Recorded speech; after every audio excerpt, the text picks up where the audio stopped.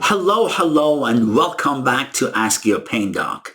As you know, in this channel, we talk about traditional and alternative treatments for pain. Today, we're going to talk about a very important and painful topic, endometriosis and pelvic pain in women. I have one of my old and wonderful friends and gynecologists and surgeons from England, Dr. Khazali, talking to us about endometriosis and treatment for endometriosis. Before I go to the interview, I'd like to make sure you guys are all follow my YouTube channel. Make sure you subscribe and click on the button. Let's go see my interview with Dr. Shaheen Khazali. Let's do it.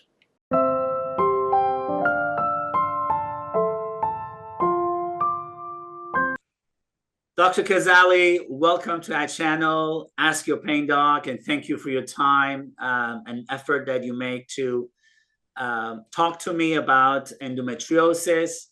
Dr. Khazali is a specialist in endometriosis in England, and I'm so happy that I have him. Dr. Khazali, the stage is yours. Thank you. Thank you very much. Well, thanks for having me, first of all, and it's great to catch up after such a long time. It's great to see you. Absolutely. Pleasure is mine. So, pelvic pain has been, it's not my specialty, but I see some patients with pelvic pain, and it's extremely complicated, extremely difficult to treat. So I wanted to get your opinion, get your mind about what is endometriosis and why it's so complicated to treat it. So maybe just start what is endometriosis that everybody talks about? So it's a fascinating condition, and if you read papers over many years, a lot of them start with a sentence, endometriosis is an enigmatic disease. And that's for a good reason, because it's been around 103 years since people started mentioning endometriosis. And still, there are so many unanswered questions. We still don't know what causes it. We still don't know what the proper pathophysiology is. We still don't know if even it is one disease we're talking about, or it's different diseases that we're putting under the same umbrella. But if I was to explain what endometriosis is, if you have the tissue similar to the tissue of the inside lining of the womb, which is called endometrium, growing outside the uterus, that's endometriosis. And what that does is it causes inflammation, adhesions, and all sorts of other problems in the pelvis, and causes pain, infertility, fatigue, chronic pain of all sorts, pain during sex, pain during defecation. And it affects a woman's life in so many different ways at a very critical time of their lives usually. So it's a big problem. It's a big problem everywhere in the world, and we still don't really understand it very well. Right. And can you describe what is kind of like a typical endometriosis pain? How do they describe it? Is that cyclical or is constant? Yeah.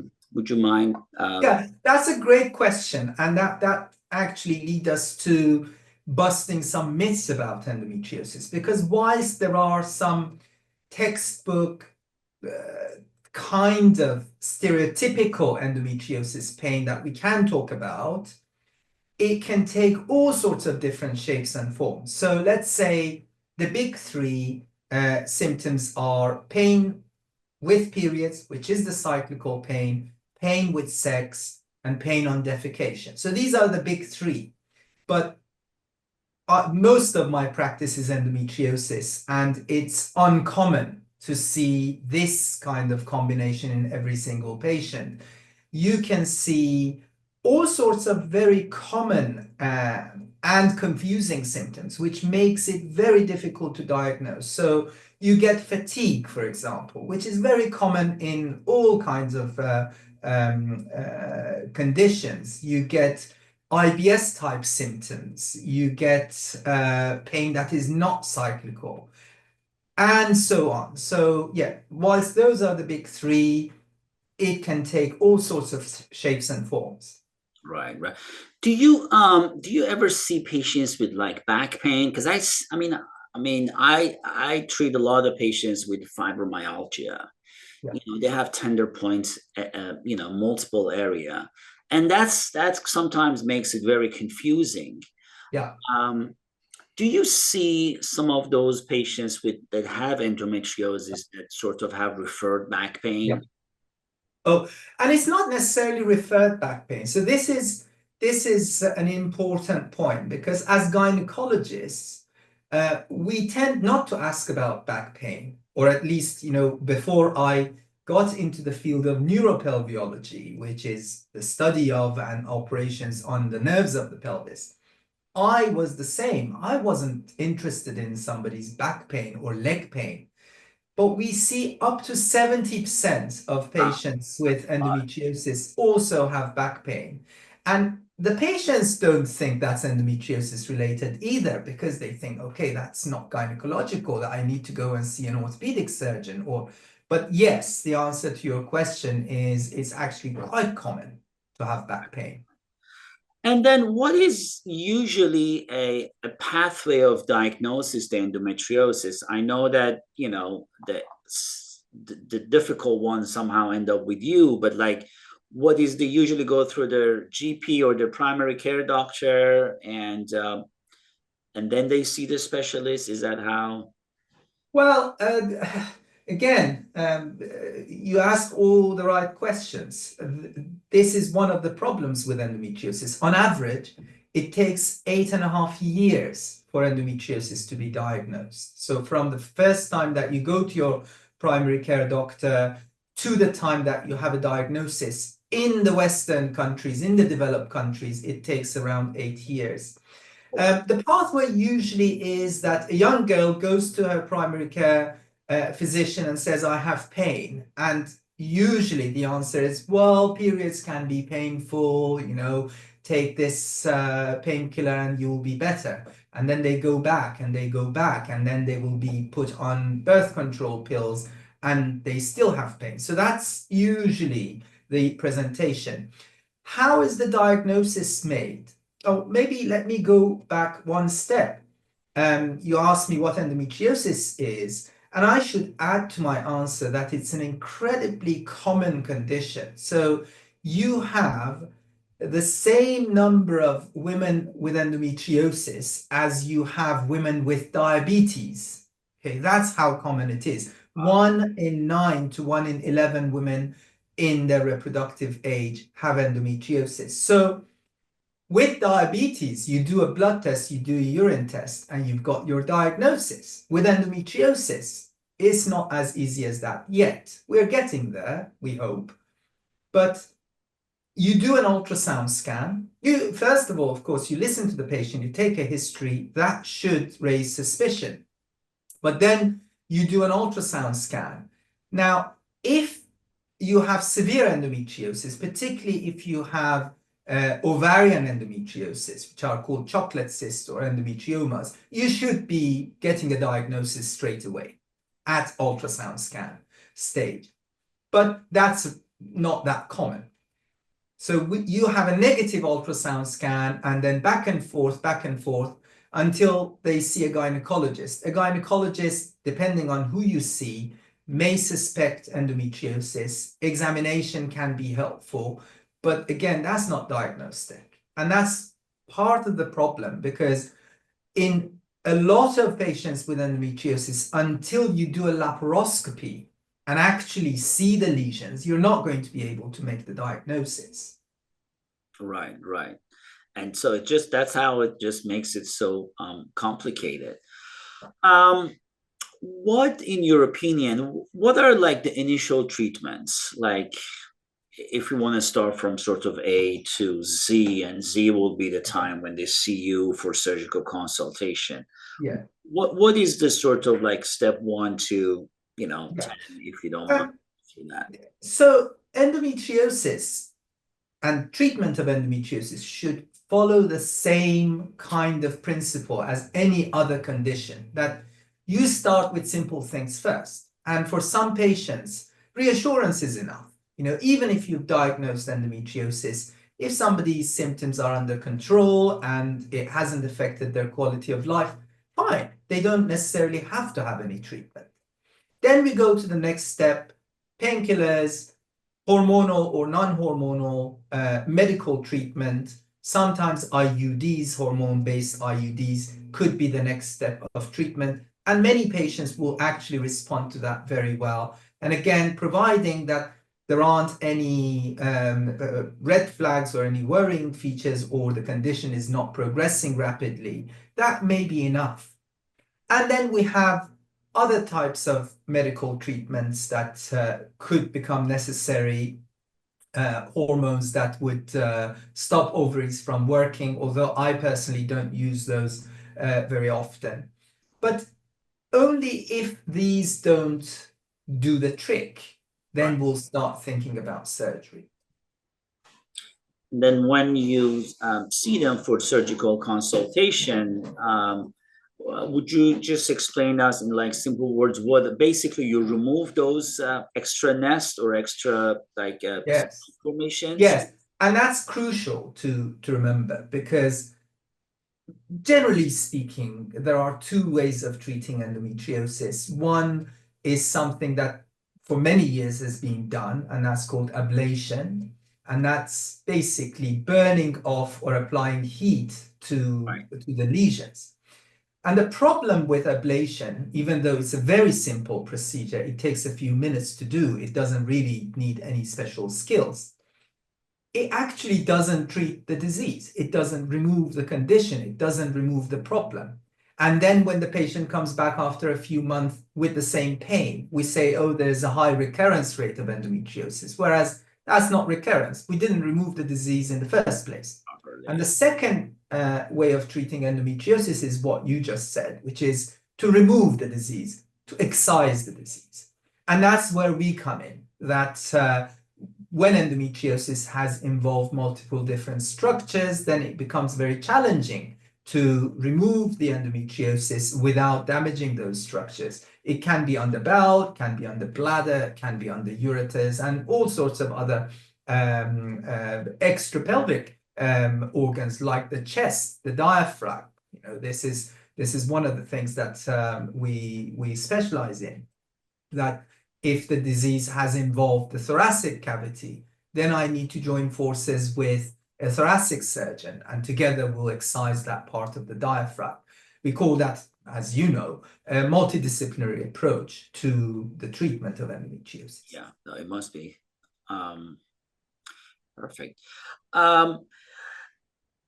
Do you see, and you may not see those patients, but do you see it? Because I feel like when I treat the patients with pelvic pain, they are sort of at the end of the line.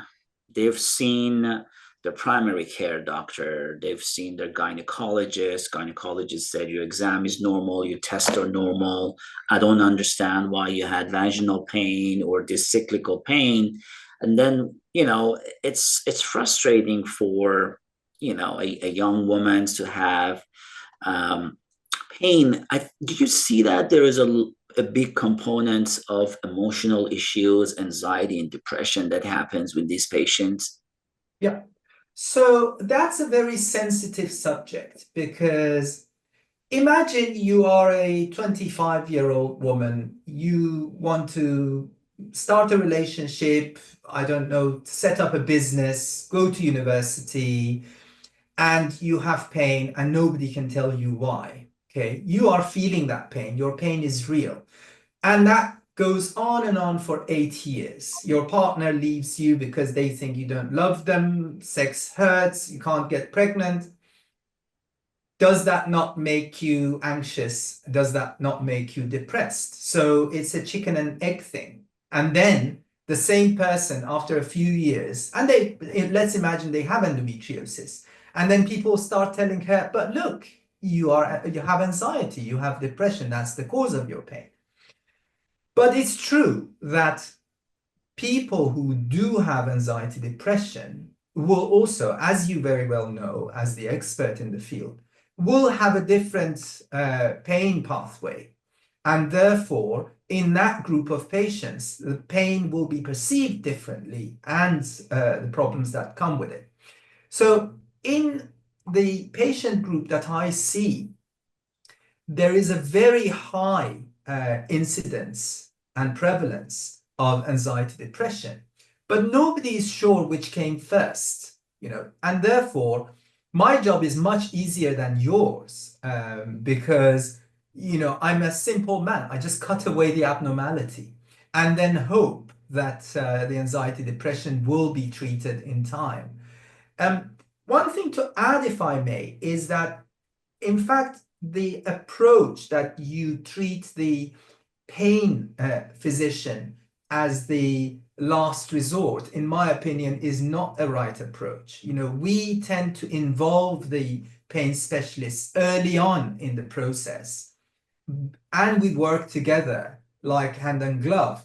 That, okay, do you think I should first operate on this patient, or do you think you should have a look at their medication? Maybe we should think about, doing a nerve block here or there and see if we can, not after I've operated on them, say, okay, I can't do anything else now, go and see Dr. Yazdi. Yeah. No, I found that is very, as you said, very challenging, and definitely a sort of multidisciplinary approach, including involving the surgeons. Yeah. If there is some underlying emotional issues, if we can address that, that would be awesome. Dr. Khazali, thank you so much for your time. I don't know if you would like to share any other information with our audience. Yeah, if I may, I would add a couple of things. One, don't let anyone tell you that period pain is normal. A type of pain that affects your quality of life, affects the things that you want to do, affects your education, is not normal. So seek help, and help is out there. So start with the primary care physicians. A lot of them are very knowledgeable on endometriosis. Things are getting better all over the world. That's one thing. The second thing is, maybe if I was to mention one misconception or myth that is out there, it's that hysterectomy is not a cure for endometriosis. Removal of the uterus is not the right thing. In some patients that may be necessary, but as I said, by definition, endometriosis is the growth of the abnormal tissue outside the uterus. So it doesn't make sense to remove the uterus to cure it. But thank you very much for having me, and thanks for having this conversation and for raising awareness. No, the pleasure is mine. Thank you so much for your time, and we're looking forward to have you back again soon. I'd hope so. Have a great day. All right, you too. Thank you for watching this video. Please send me if you have any feedback or comment about this video. I'd like to know if there is any topic you would like me to talk about. I'm looking forward to see you all soon. Have a wonderful day.